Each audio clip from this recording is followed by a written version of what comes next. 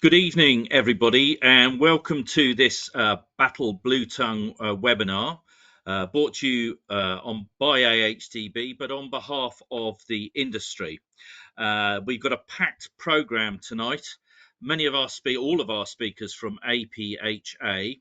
What we will try and do is take some questions and give some answers at the end. But because we've got such a busy program, if your question's not answered, we will either email you directly or include your questions up on the FAQs on the websites. So for everybody's reference, tonight's webinar is being recorded and you will be able to listen back, and all of those people who have registered for tonight's webinar will be notified of the recording. We're going to have an update on the bluetongue situation, but tonight we're particularly focused on calves and the reproductive performance implications of bluetongue. We'll hear from our speakers in turn.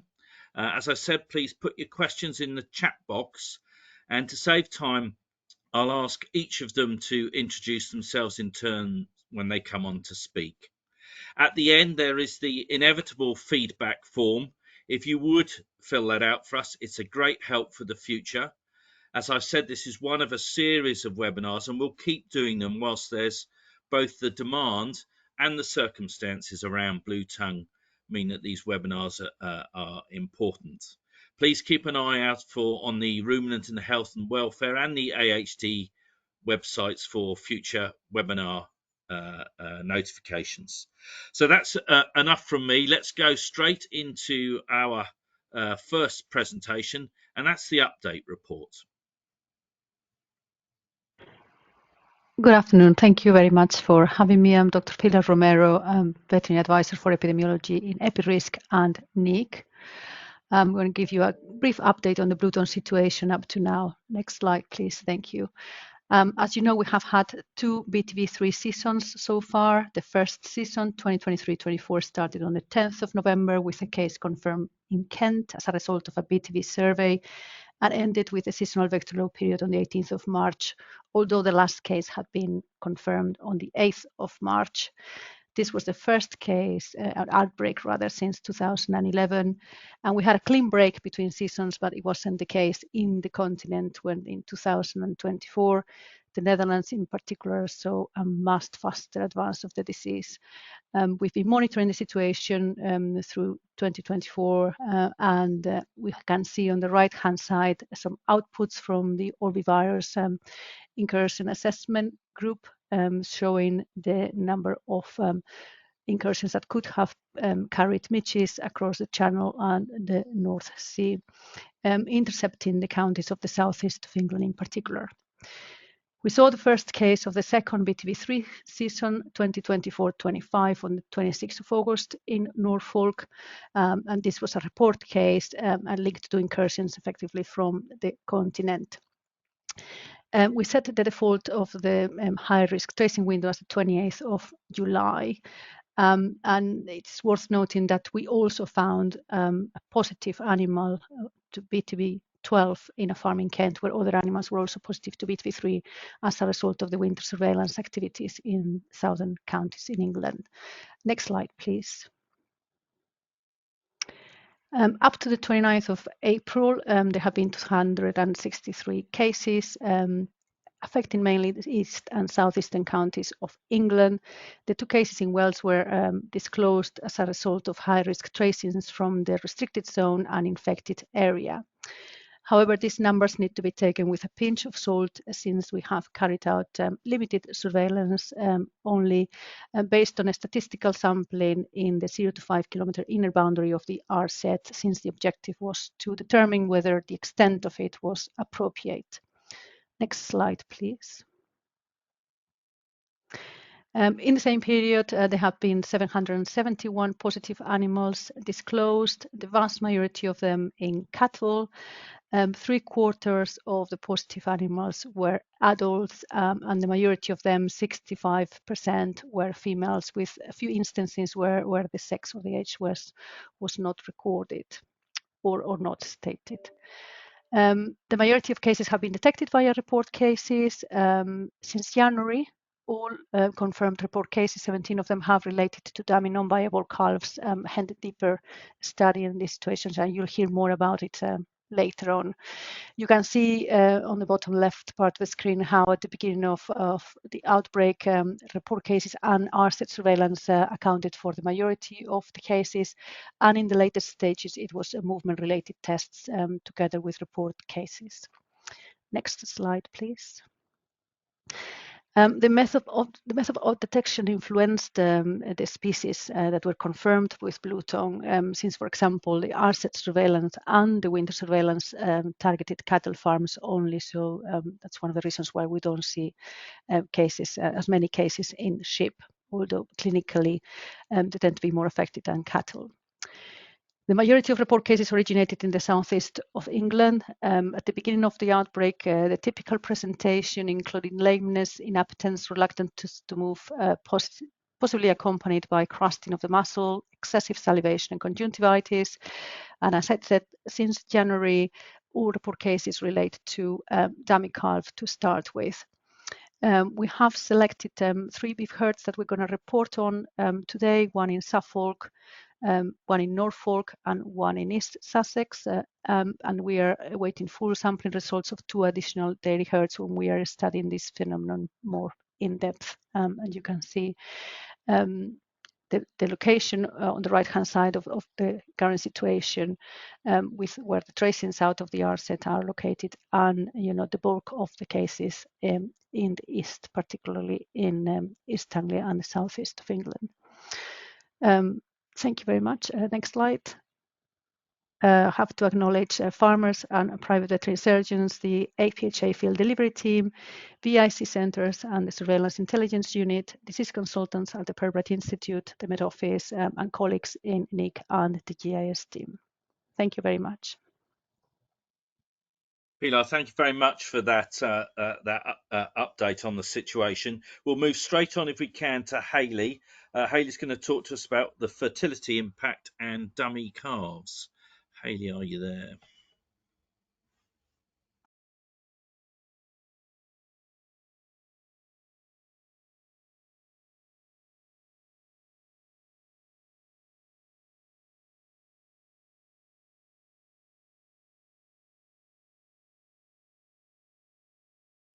There we are. Hi, hopefully I'm showing my screen appropriately there. Yes, thank you very much for having me. Oh, perfect. Okay. Thank you very much for having me this afternoon. So I work in APHA's diagnostic postmortem service, which is offered to local farmers and vets, and my job role is known as a veterinary investigation officer. I'm based at Bury St Edmunds in Suffolk, and which early on has been at the heart of the restriction zone. So in January 2025, we were contacted by local vets with concerns of fertility issues across a large proportion of their suckler clients. They were worried about the effects of bluetongue, with many of their herds having confirmed cases in the previous summer or autumn. And with their really poor scanning rates they were experiencing, there were also concerns over bull fertility as well. I later on attended some local farmer meetings in the area, where these kind of changes were confirmed by local farmers. And another thing which was described were these weak-born, poor-doing calves in these herds which had already started calving. And these were described as kind of dummy calves, and we were first then received a calf at Bury St Edmunds in mid-January and examined a total of 8 from 6 suckler herds over the next couple of months. So most of the 6 herds described a range of fertility presentations, and all had weak-born calves with a poor suck reflex, which was the reason for submission to us. One of these calves died and the rest were euthanized. And interestingly, only one of these herds had recognized signs consistent with acute BTV infection in the months prior. So when we say dummy calf, what exactly do we mean? So the signs were quite consistent across the 8 calves that we saw, typically with passive demeanour, difficulty standing, blindness and poor suck reflex, and more severe cases had stargazing activity, head pressing and seizures.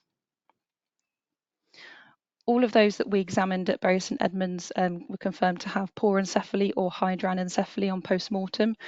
What does that mean? So poor encephaly is a less severe form of hydranencephaly, which is essentially cavitation of the brain due to destruction of the brain tissue.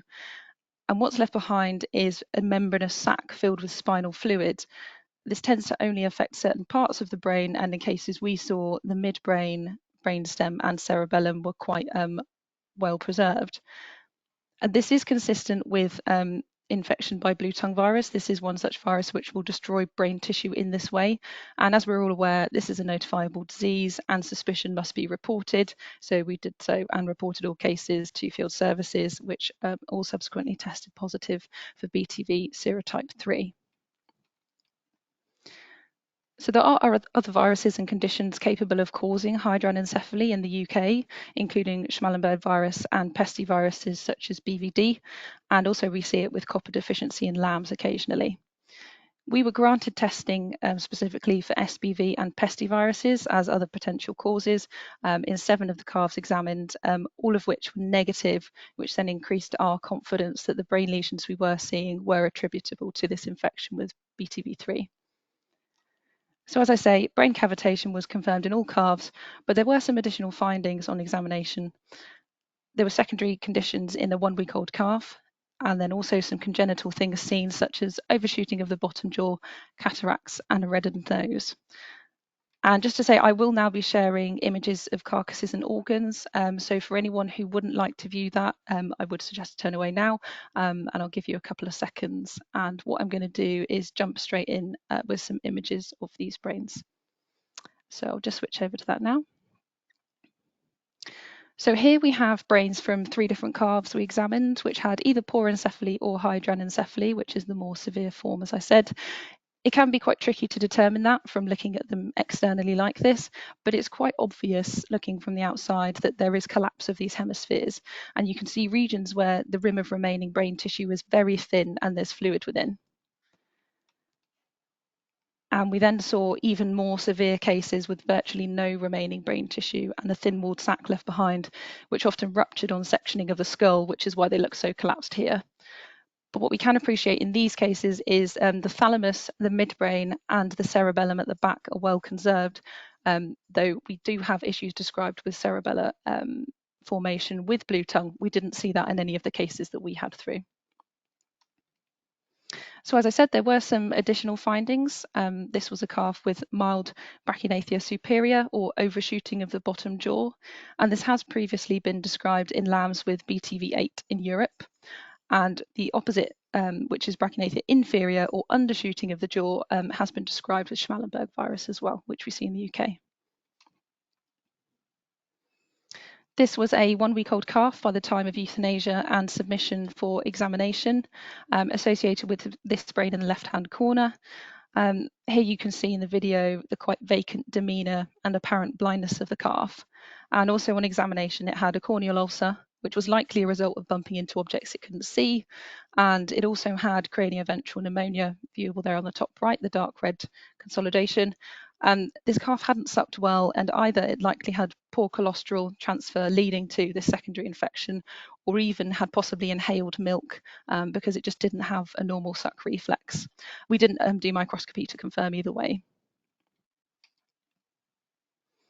And here was another BTV-3 positive calf, and this one had a congenital red nose from birth. This lesion was resolving by the time of post-mortem at 1 week old, as you can see on the right. We don't know if this is associated with congenital BTV-3 infection or if something else such as IBR might be involved, which was potentially implicated on this holding. And just to say, we are really interested if there are any further cases like this out there to hear about them. So please do get in touch with your local centre if you've seen anything like this. The findings in this 1 week old calf are also really interesting. It was one of the most severe cases of hydranencephaly we saw, as you can see on the top left, but it did survive until a week of age, at which point it was euthanized and it didn't die. And I must comment before I play the video on the health and safety aspects. We would normally have heads in a vice at our centre, and I really must extend my thanks to the farmer who was happy to hold this head with his bare hands for me, but it's not ideal from a safe and health and safety aspect. And being someone who's quite commonly getting into brains, this was difficult to do on farm, so I do appreciate the difficulty in doing so. But I wanted to show this regardless, because as you can see, there's just so much fluid escaping the brain when the saw comes in contact. And as we saw more cases through the PM room, this was a pretty sure indicator we were about to uncover another case of hydranencephaly. You could just see at the back there, that cerebellum, which is quite well preserved. But other than that, just very, very thin walled sac and fluid in that, constituting that brain. So this is the same calf with almost zero brain tissue left. Here on the left is that characteristic stargazing activity. And there was a similar video, second video of this calf, where it looked like it was making a weak attempt to suck whilst sat in this position. But it surprisingly also had periods where it looked to be getting around quite well. The gait is slightly odd, and most likely we think it's adopting a wide-based stance as it can't quite see where it's going. But otherwise, the leg movements are quite normal, whereas if we did have a problem with the cerebellum, as I mentioned before, we'd likely expect a high stepping gait, which is known as hypermetric or hypermetria.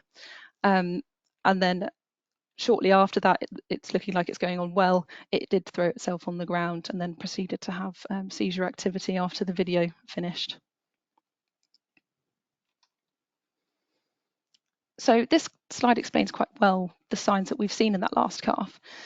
With in utero infection with BTV, the earlier the fetus is infected, the more severe the effects are on the brain. So if they're infected early, but not early enough to cause early fetal loss, there is destruction of both hemispheres, but there can also be poor formation of the cerebellum, which, as I said, can result in this odd high stepping gait. They might be quite wobbly and possibly also have intention tremors. In all the cases we saw, the cerebellum was well conserved, so they were likely infected around mid-gestation, around this 125-day point. This explains their ability to move, breathe, and have a beating heart with a relatively normal brainstem and cerebellum, but have poor mental status and blindness from damage to the main cerebral hemispheres. Calves infected even later again might be born with only mild inflammation of the brain, which might not cause overt signs, and they might go on to recover well. So we focused on these dummy calves, as in most cases we saw they were the first obvious sign of blue tongue infection in the affected herds, and in fact only one herd had described clinical signs of acute BTV infection in the months prior. In terms of economics, this might also be the hardest hitting effect of blue tongue virus, with the combination of early losses, abortions, stillbirth, and non-viable dummy calves causing up to 50% calf losses in these affected beef herds. Another point we haven't yet touched on, having focused on infection of the cow and the calf inside, is what might happen with the bull. So our local vets and farmers have described issues in only particular groups in a herd, and if we look at how these were covered with the bull, we then have to wonder if it was his fertility that was affected rather than the cow's. There have been descriptions of poor sperm morphology and motility associated with BTV-8 in Germany during the 2007 outbreak. And we know that fever generally can be knock out sperm production, and with the cycle being approximately 8 weeks, this might then give him very little or no time at all really to impregnate the females. Though we might actually expect this to be more of an issue in rams with blue tongue, as clinical signs much milder in cattle. We know the virus can be retained in semen, and this is a route through which cows can become acutely infected too. And if conception was successful in these cases, some of the cows may then go on to lose the fetus. What we don't yet know is how long the virus is retained in the testes or how long it may be infective for. So for all of these reasons, it is fair to say if the bull is ineffective, this can have a far bigger effect on herd fertility than if individual cows are infected. So what are the main problems with these dummy calves? We've covered so far that there's potential for a calf to be produced which will either need a lot of extra management or simply won't be viable from the start. Here on the right was a description from our colleagues back in 2008 of a dummy calf which had a really strong maternal bond, so went on fairly well until about 7 months old, but then was euthanized by the farmer with concerns that it simply wouldn't survive after weaning. In our experience, stargazing has been associated with severe brain changes, and such calves don't suck well, therefore are vulnerable to secondary infections. Ultimately, with varied severity, there will be a case-by-case element with management of these calves, but we do need to consider there's significant welfare implications, and euthanasia is always an option. We've also mentioned that some calves may be very mildly affected and fly under the radar. So something we need to consider with these is that they may be born viremic and be a source of virus once midges become active again, which may then transmit infection to other cows in the herd. And this really does represent a risk of overwintering of the virus and re-emergence in the spring and summer period. Thank you very much for listening, and to AHDB for inviting me to speak. I'd like to credit my colleagues in APHA, but also extend a huge thank you to the local vets and farmers for their engagement and contribution to our surveillance efforts, and for sharing pictures and videos. We truly wouldn't have been able to be aware of these cases at all, or even put them back to you tonight without this input. So thank you very much. Hayley, thank you very much. That's fascinating. There's a couple of quick questions whilst we're on this subject. One from somebody said, we had confirmed bluetongue 3 last summer. This spring, we've had an unusually high number of twin births. Is there any connection? Not that I'm personally aware of, but that is a good question. I'm sorry, I can't answer that. I'm not aware of myself. You haven't seen any sort of anecdotal Not that I've heard evidence of. No, not that I've heard of locally. And But just that's not to say it is. Yeah, clarification from one other person actually. In those herds that you've seen, what sort of percentage of calves in the herd have been infected? Is it a smallish number, or have you seen wide infection across herds? My impression is the number of dummy calves has been fairly low. In the ones that we've spoken to, it's probably, several individuals rather than large numbers. But again, that's not to say it couldn't happen.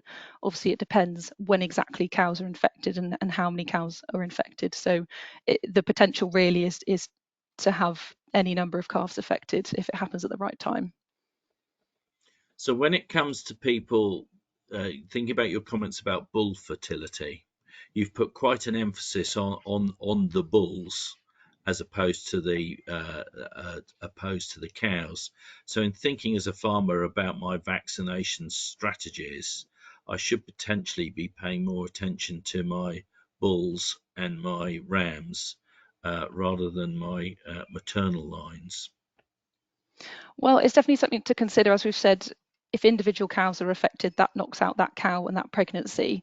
But it's just in terms of numbers. Obviously, if you've got a bull covering a large number of cows, and certainly some people may only have one bull, then that's kind of everything for that season knocked out. So it's definitely worth considering. Obviously there is consideration for whole herd vaccination as well, and that's something where people need to discuss with their private vet what's going to work best for them and for their system. But it's definitely worth not ruling out the bull, essentially. Okay, I will come back to some more questions. They're flooding in now to the questions box. So for those of you out there on the webinar, please do enter your questions in there and we'll try and come back to the panel. But let's move on. Thank you, Hayley. Let's move on to Raquel and her findings from the impact study that the APHA have been running. Over to you, Raquel.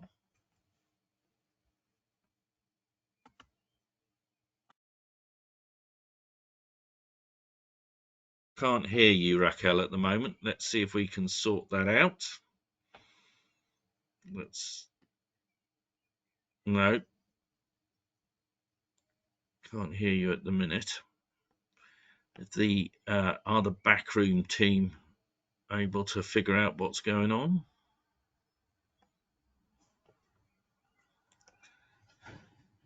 No. I'll tell you what we'll do. Shall we come back to Raquel whilst we try and sort that problem out? Any joy from the team? Yeah, I think if we have Cristina come on, and Raquel, if you perhaps wouldn't mind leaving and rejoining. I think it was an issue for when perhaps you joined in. Oh, the joys of technology. Okay, look, this will really put everybody on the spot. Cristina, can you, no, we still can't hear you, Raquel. Cristina, could you move on to your presentation about the whole herd bleeds that you've been undertaking? If we can bring Cristina back up. Cristina, are you with us? Well done. And we've not got Cristina either. Can't hear you. Pilar, can you try again? Hello. Can you yes, hear me? we can hear you. It's a problem because Cristina has the majority of the slides on this presentation to present. Okay, can we flick through the presentations? Yes, okay, yeah, I'll make a Pilar, start. can we do that? Yeah. Okay, so this is a presentation on the preliminary results from whole herd sampling on the 3 beef herds that we mentioned earlier on, and both myself and my colleague Christine on the field epi team have been working on it. Next slide, please, Cristina.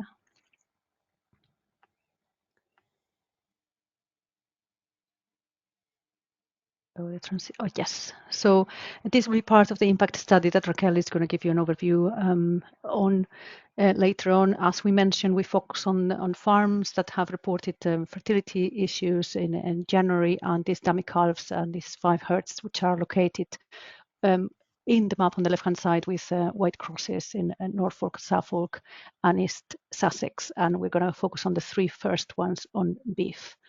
Next slide, please.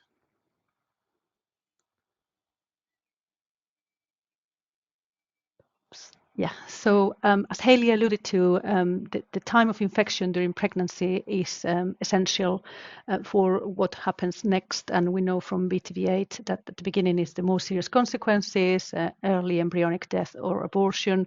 Then we have these brain lesions because the virus is able to destroy the immature stem cells in the developing central nervous system. And towards the late gestation, we could have normal brain development because those cells stop being susceptible to the virus.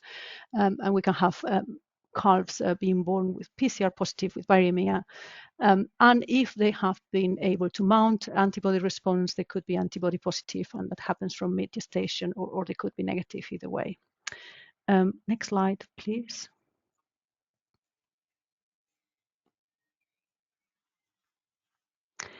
So we have this combination of PCR, which detects virus particles, or ELISA, which detects antibodies results.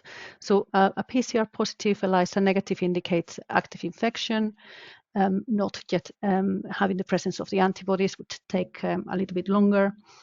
PCR positive, ELISA positive animals indicate same ongoing active infection, but also a possibility in time or of a more recent past infection, since viral particles are able to be detected for between 4 and 6 months post-infection in cattle.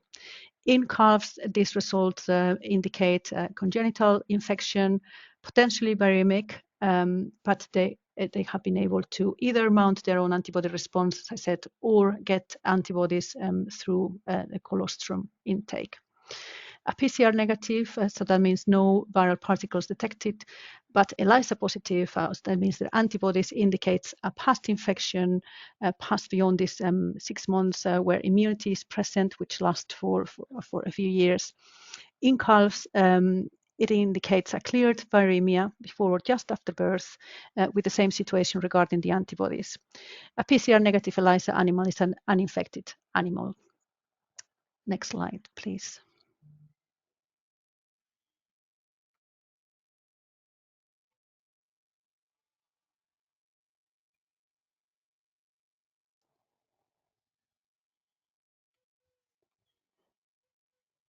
Cristina, are you able to take over now? Can we?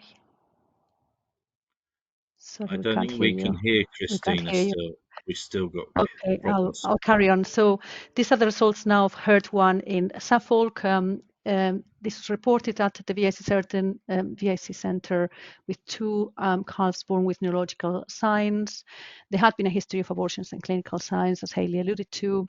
This was a closed winter calving suckler herd using their own wool, plus 7 cows that had AI, and they had been negative for BVD and brucellosis, with no routine vaccinations practiced. We went on to sample the whole herd in February 2025, and there are a few calves that are newborn left to do. Oops. Next slide, please. So the timing of events, as far as we have been able to piece together, are this abortion in October that was reported to the farmer. At the time, there were 3 yearling heifers with reddish nose or crusty lesions. They were all managed together, although of course the yearling heifers were not on to become pregnant. In terms of cows, the first calf was born with neurological signs in December, followed by others in January, including another abortion. The two first calves euthanized were the index cases on the 7th and 13th of January, and there was another calf born with the same signs. Next slide, please. So out of the 30 cows, we didn't have any ELISA negative cows, so no early infections.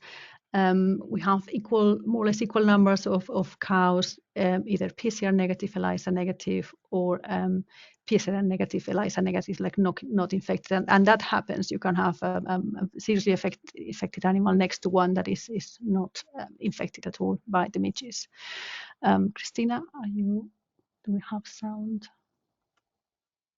Oh, okay, well, so out of the 11 calves from PCR positive, ELISA positive cows, 6 of them were also PCR positive, ELISA positive, whereas 2 calves were PCR negative but ELISA positive, so they had cleared their viremia. A few of them were not tested since that, and one had not been born yet, although the dam may be empty because PD is not routinely practiced in that herd. Out of the 5 calves born to cows that were PCR negative but ELISA positive, we had calves that one calf that was PCR positive, ELISA negative, yeah, and that happens. The study published in 2009 and Darpel et al. They have described how the cows may have a lower viral load compared to the calves that are born to them. 2 calves had also, as in the previous group, cleared the viremia but had antibodies, and 2 were not tested. The cows that had PCR negative, ELISA positive, one of them was ELISA positive.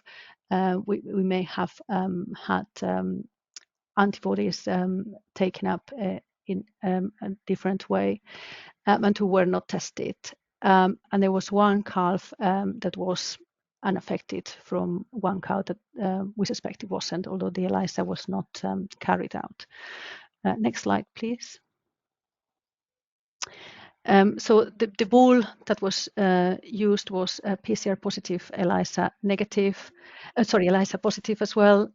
So this is what could have a really serious consequences as going forward for the breeding in this farm, although we will come later to the conclusions that this bull could have natural immunity as well.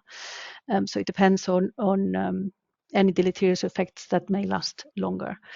30 yearlings, we didn't have any PCR positive but ELISA negative, so again, no recent infections. And 11 of them had both viremia and antibody response. 2 of those were the yearlings that had reddish nose and crusty lesion. 2 of them didn't have a viremia detectable but were ELISA positive, so that's kind of an infection that cannot have viral particles detected anymore.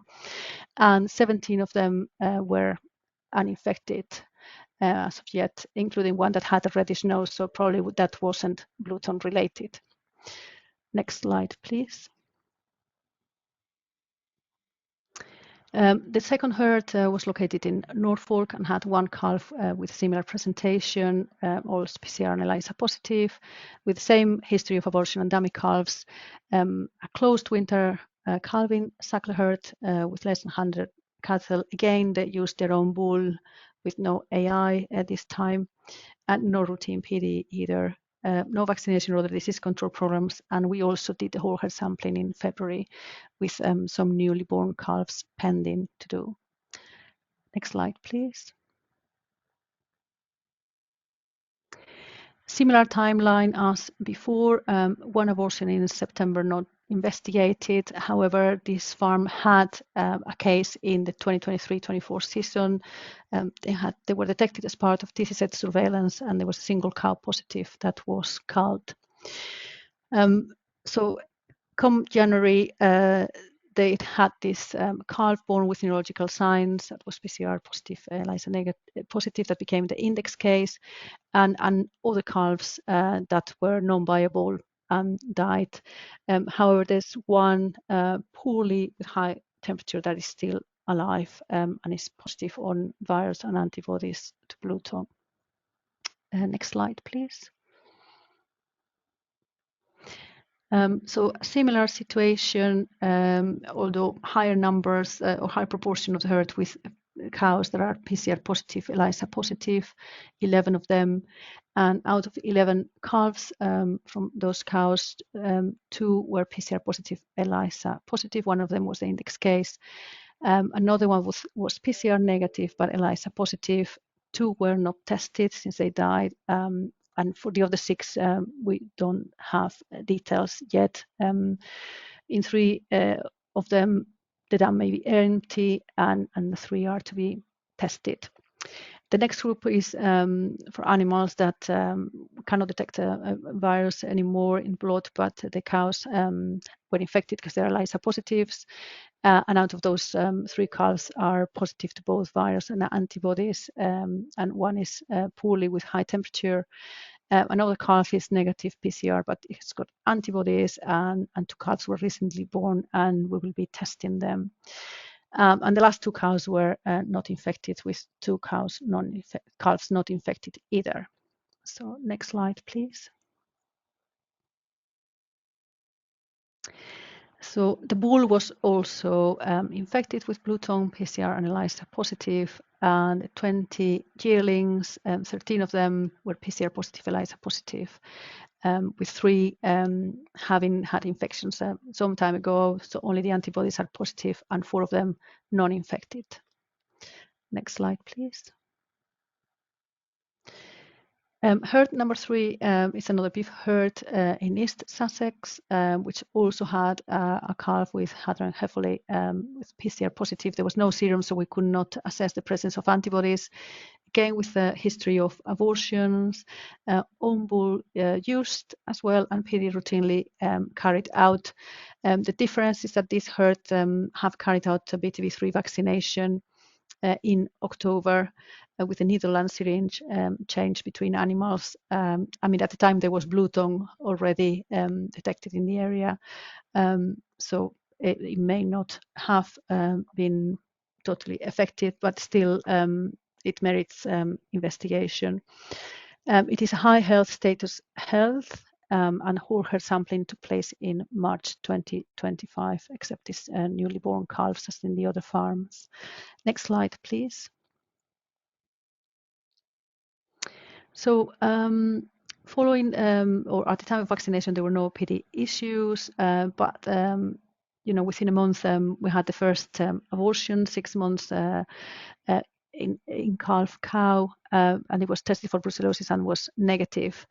There was a second abortion in December, not tested, and in January, further problems with prolapse and a fetus resorption, with calves being non-viable calves being born from February onwards.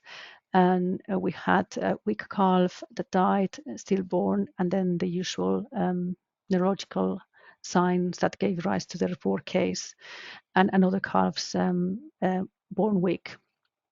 Plus, since the PD is routinely practiced, we can tell there are 6 empty cows in this herd. Next slide, please. Out of the cows, the ones that are positive both for PCR and ELISA, again an array of PCR and ELISA positive cows, and another calf that we do not know if it's ELISA positive or negative because no serum was taken, and also these empty cows, and a calf due in June that we will be testing. We have 4 cows that were PCR negative, ELISA positive, and 1 calf had viremia as well as antibodies, 1 abortion, another one born dead, and there was 1 empty cow in this group. out of the remaining 26 cows that were unaffected, one calf was ELISA positive, and there's still 4 calves to be tested in this group, plus other empty cows, abortions, and one dead, but unrelated to bluetongue. Next slide, please.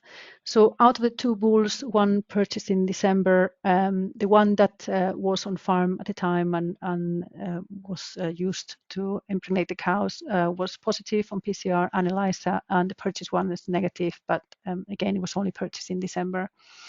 And 40 youngsters, similar pictures in other herds, 3 PCR ELISA positive, 12 PCR negative ELISA positive, but the majority of them were luckily not infected with bluetongue. Next slide, please. Overall, herd 1 had 46% of infected animals based on laboratory tests, either PCR or ELISA positive. The bull was infected, 53% of the cows, 43% of yearlings, and 40% of calves, with 8 calves either untested or unknown results. In herd 2, we had 69% of infected animals. Again, the bull that we were using, 89% of the cows, 80% of the yearlings, and 37% of calves, with 9 with unknown results. Herd 26 had 26% of infected animals, 50% of the bulls, 28% of the cows, 38% of yearlings, and 11% of calves, with 16 calves untested or unknown. Next slide, please. In terms of the preliminary conclusions, the herds are in the high-risk area for BTV incursions, but likely those are lower density cattle areas compared to other parts of the country. It is difficult to tell exactly when conception took place, since there were semi-extensive beef herds running with a bull, but it's presumed that they were infected sometime in August or September, having conceived in March, April, May, or June. So we have seen the typical signs that we have observed in BTV-8, similar patterns, but there could be some individual variations. It's difficult to tell when there's so much uncertainty on conception times. Herd 3 vaccination didn't likely have time to take full effect, because we know from the continent, from the Netherlands experience, that there are positive effects of vaccination. Sometimes it is difficult, it interferes with the normal diagnostic tests, so further investigation at the lab is needed in these herds. So yeah, some questions around whether we could have seen typical early presentations like abortions later on in this case. But there are no recent infections in any of these 3 herds at the moment. Next slide, please. So in terms of the calves, we have seen what is expected. ELISA positive calves, we don't know for how long immunity lasts, but the PCR positive calves, the studies that have been carried out, there was the study alluded to, and other studies have realized a short-term PCR positive results of around 3 months. So this was with BTV-8, and the study ran from December until March, and the calves that were viable and were born were tested every 2 weeks, and by the end of the study, and there were no PCR positives. But there are also other things that confound the results, other deaths and other issues that could be interfering with the picture. The bulls didn't have time to interfere with fertility, but it's yet to see if there are any long-lasting effects from them, although they would have natural immunity, as I said before. Next slide, please. So we still have some calves to test in these herds, and we are testing 2 dairy herds that will be looked at in the same way, but we are yet to do an in-depth analysis of data once we have a full picture. And we will produce more communications like this one and advice for stakeholders. And we continue to look for interesting case to add to this study with something special about them, like presentation in sheep or outside the risk area. Next slide, please. I have to thank farmers and private veterinary surgeons, the APHA field delivery team, BIC and SIU, disease consultants at the Perpetuate Institute, colleagues in APHA NEEG, the GIS, University of Surrey, and of course the exotic disease control policy team and the CVO that agreed to carry out these studies. Thank you very much. Pilar, thank you very much for standing in and doing the whole presentation. I hope, Raquel, you're up and running, are you? Can we hear you now? You hear me now? Yes, we've Can got you hear you. me? Perfect. Ah, Yes, hallelujah. we Good. can. Now, So you're going to talk to us about the findings of the APHA impact study, and then hopefully we'll squeeze a yeah, couple of questions and answers in at the end. So over to you, Raquel. Thank you. and you should, now that you can hear me, you should be seeing my screen now as well. Brilliant. Okay. Yes. Good. Sorry about that. So not what happened, things of technology. But quickly introduce myself. My name is Raquel Jorquera. I'm the veterinary head of the field epi team. I'm APHA. I'm the head of the National Emergency Epidemiology Group, also known as NEEG. And thank you very much for having me today. So I'll be talking about this bluetongue 3 impact study. And this study involved questionnaires completed by farmers that had confirmed positive animals to bluetongue 3. It was, of course, voluntary participation, so we are grateful for the time that the respondents employed to complete the questionnaires. And although the farmers were contacted in 3 tranches, as you see on the screen there, all confirmations were mainly during the last 4 months of 2024. So the first tranche of questionnaires comprised 7 farms, covering several production types, as you can see all on your screen. 3 of these had 100 or more animals, including the dairy farm, and the other 4 had 50 or fewer animals. So some outputs from this first tranche of results: the average duration of clinical signs at herd or flock level in this first tranche was reported as almost 9 days. All clinical signs in cattle were reported to have been resolved within a week, but for sheep, some respondents reported that lethargy, reluctance to move, inappetence, weight loss, and neurological clinical signs lasted for over 1 week. However, for all farms, all clinical signs had been resolved at the time of the questionnaire, and also no other comorbidities were reported by the keepers. There were 3 deaths reported, and the average number of positive animals per farm was 1.3 for cattle farms and 1.75 for sheep farms. You can see on the right side of the screen there is the individual within farm prevalence, and it varies quite a lot.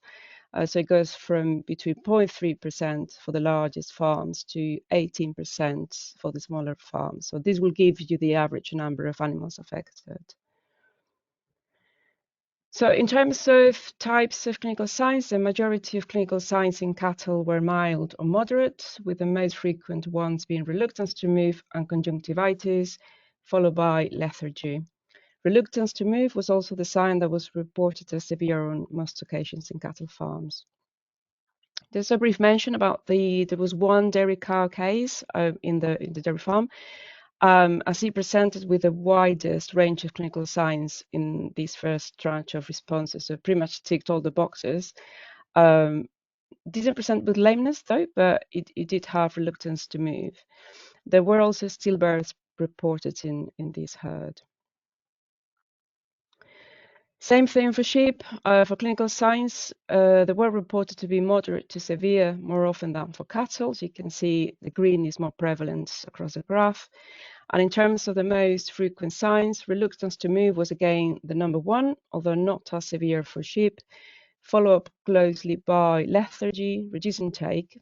For reduced intake, it was also the clinical sign most frequently reported as severe in sheep. Other information provided by the respondents: so 4 farms reported to be near watercourses or marshland.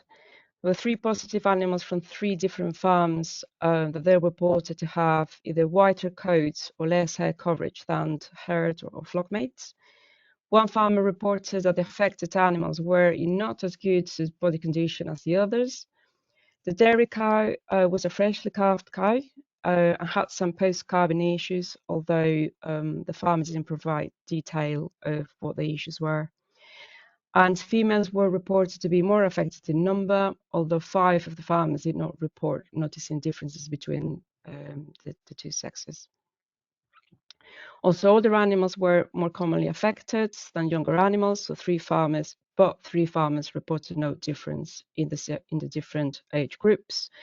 And the farmers who reported a difference reported that feet lesions were more prevalent in younger animals and nail lesions more prevalent in older animals, and particularly in cattle. 3 farmers reported to have isolated the positive animals, and 1 additional keeper used fly repellent, and painkillers were used across 4 different farms. Then we move on to the second tranche, where we had 23 complete questionnaires. 8 were from cattle farms, 9 had cattle and sheep, and some of those, in those cases, they also had goats and alpacas, and 6 were sheep-only farms. So more than half of the farms were in the east of England, but there was good coverage of other regions as well.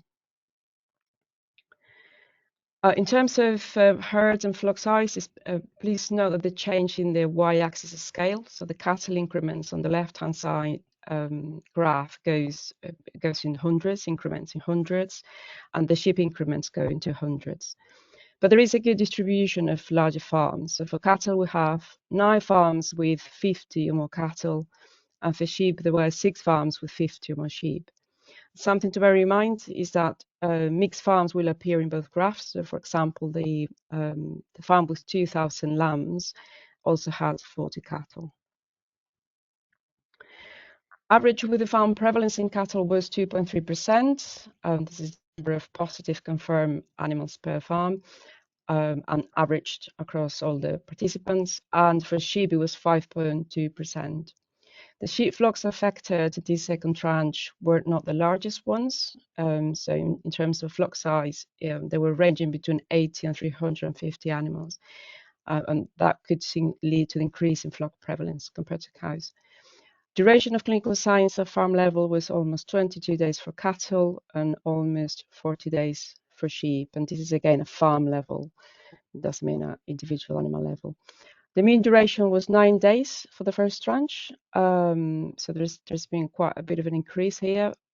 Second tranche respect the first tranche.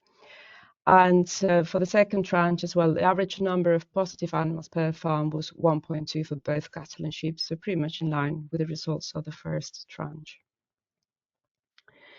In terms of clinical signs, the majority of clinical signs in cattle were mild or moderate, although we see an increase in severity compared to the first tranche here. Particularly reduced intake was reported as severe on most occasions, but lethargy and reluctance to move were the most frequent ones in terms of number and counts. For duration of these clinical signs, lameness was reported to have lasted for more than a week in all cases. Reddening of the hoof was reported to have lasted for more than a week in the 2 cases reported. Lethargy and reduced feed consumption were also reported to have lasted for more than a week in 50% or more of the cases where these clinical signs were reported. For sheep, the most frequent clinical signs were lethargy, reduced intake, and reluctance to move. In terms of severity, reduced feed consumption and lethargy were the clinical signs that were reported as being severe on more occasions, with 2 counts in each category. And compared to the first tranche of data, there seems to be a decrease in the number of times that a clinical sign was reported as severe in sheep. In terms of duration, most clinical signs in sheep were reported to have lasted less than a week for the second tranche of data. So we see there is a lot of blue color taking over the graph. Animals that were reported to either have died or cold due to the severity of the clinical signs, not too many. So 1 lamb, 2 breeding ewes in 2 different farms, 3 tups in 2 different farms, 1 dairy cow, and 4 suckler cows. 2 died and 2 were cold across 4 different farms. To the question of intention of vaccination, 14 farmers reported that they may consider vaccination based on different factors, whether it's more information about vaccine efficacy and cross protection against other serotypes. if it would be easier to sell vaccinated animals, or if disease spreads more widely or presents with more severe clinical signs. 5 farmers reported that they do not intend to vaccinate, and 4 farmers reported that they do intend to vaccinate. And just for the significant impacts of disease, there were some questions about or the concerns or the thoughts about these. So movement restrictions were the most cited cause of disruption, with 16 answers, usually due to the inability to buy from the usual markets or to sell through the usual channels. 2 farmers reported emotional and psychological impacts. 6 reported that losing breeding individuals affects the fertility in the herd or flock or was a loss of genetic value. And 3 farmers answered that they do not perceive any significant impact. Right, so moving now for the last and third tranche. For this, we contacted 42 farms. 4 farms did not complete the questionnaire, so we have 38 full complete questionnaires. 25 were cattle farms, 13 sheep farms, although 3 out of those 13 had also cattle. 15 farms out of the 38 reported to never have noticed clinical signs. 14 of the 15 were in cattle and 1 in sheep farms. In terms of location of these farms, 28 out of 38 were in the south of England, with 17 of these being cattle farms and 11 being sheep farms. Here we have farms on the y-axis, so the graph is inverted to the usual presentation of these things, but we've got farms on the y-axis, so ID of the farm on the y-axis, and number of animals in the x-axis.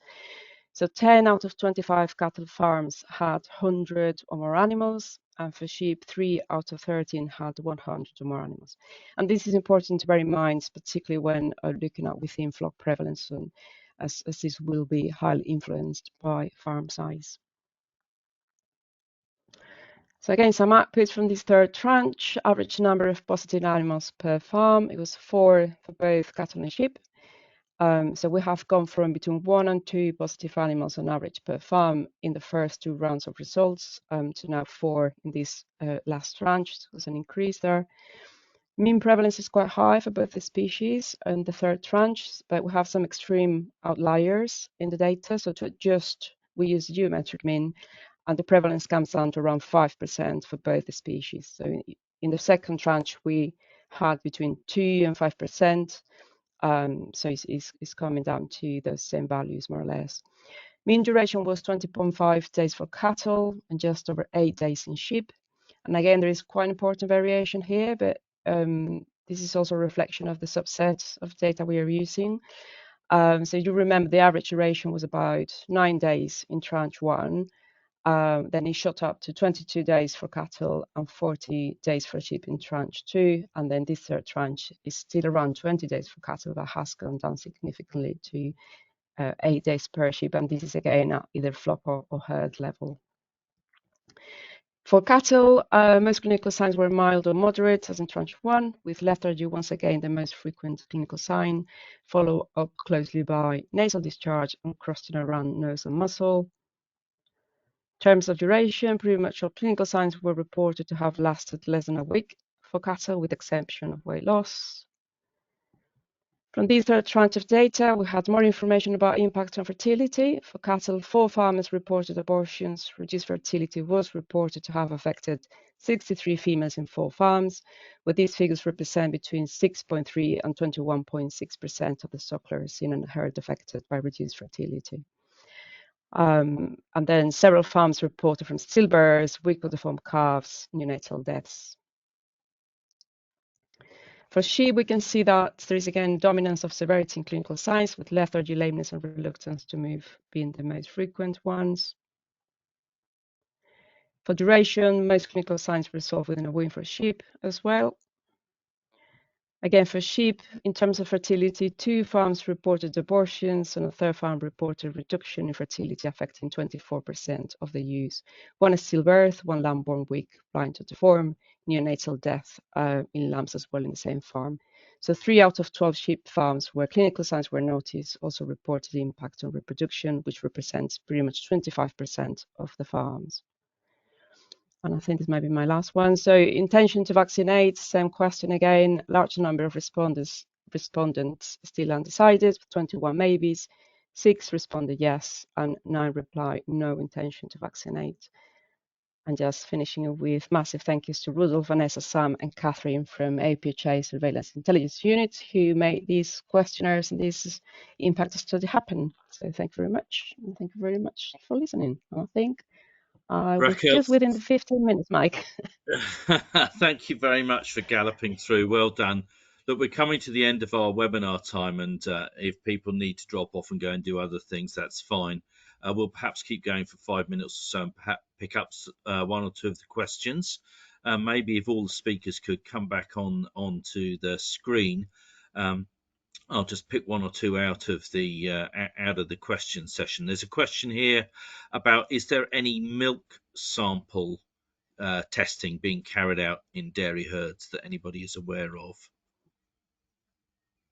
Anybody want to comment, or is that a blank look? Okay, we'll try and find out about that and answer. Sorry, did somebody want to say Mike, something? I was going to say, no, there's no, at the moment, there's no milk testing going on.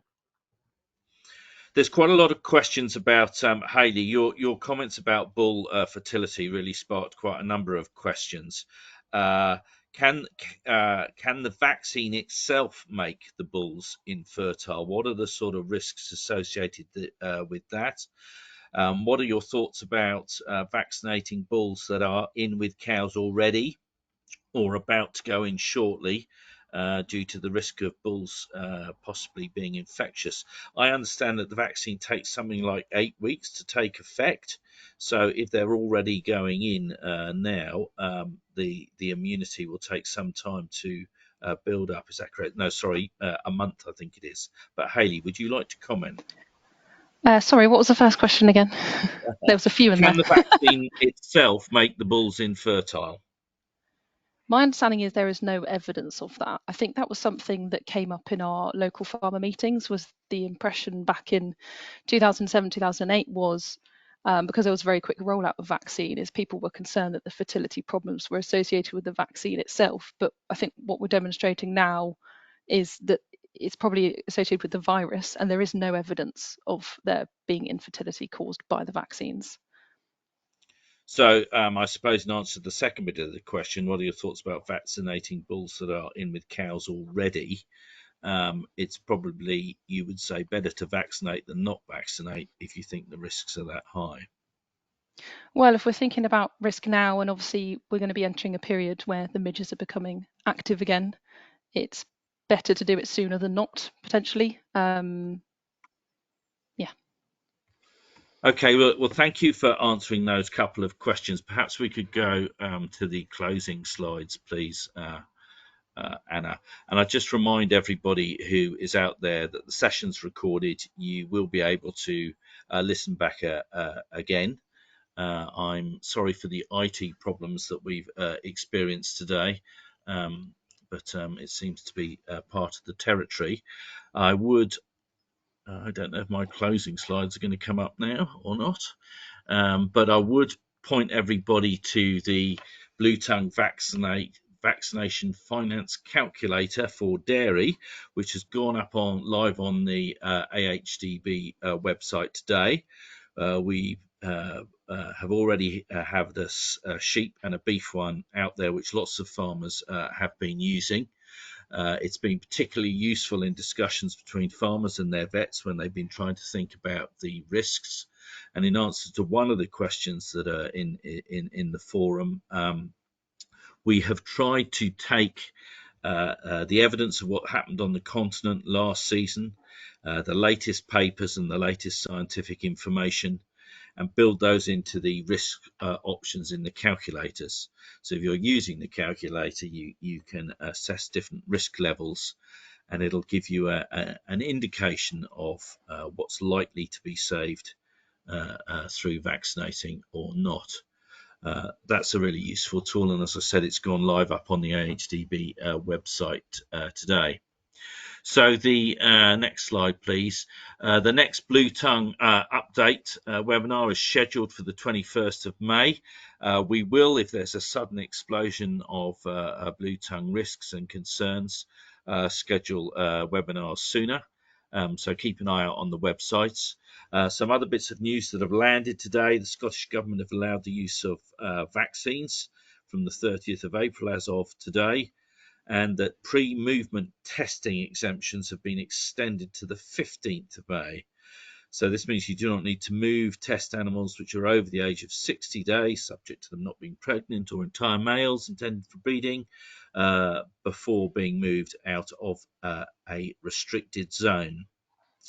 And the obvious warning that as temperatures increase, midge activity is likely to increase. Finally, thank yous to everybody who has contributed today in terms of the speakers. Thanks to the backroom staff, who I know will be in a sweat and will be ready for a gin and tonic after the IT challenges we've had. So thank you, team. We are very aware that this whole bluetongue episode brings quite a lot of challenges to it. So up on the screen now, for anybody who needs to contact anybody and talk through some of the challenges, there are some very useful resources out there, and please don't be afraid to use them if you could do with some help. All right, well, thank you very much, everybody. We're just about on time. We've run over a little bit. AHDB very pleased to bring you these webinars on behalf of a wide consortium of industry stakeholders, and have a very good evening. Thank you again.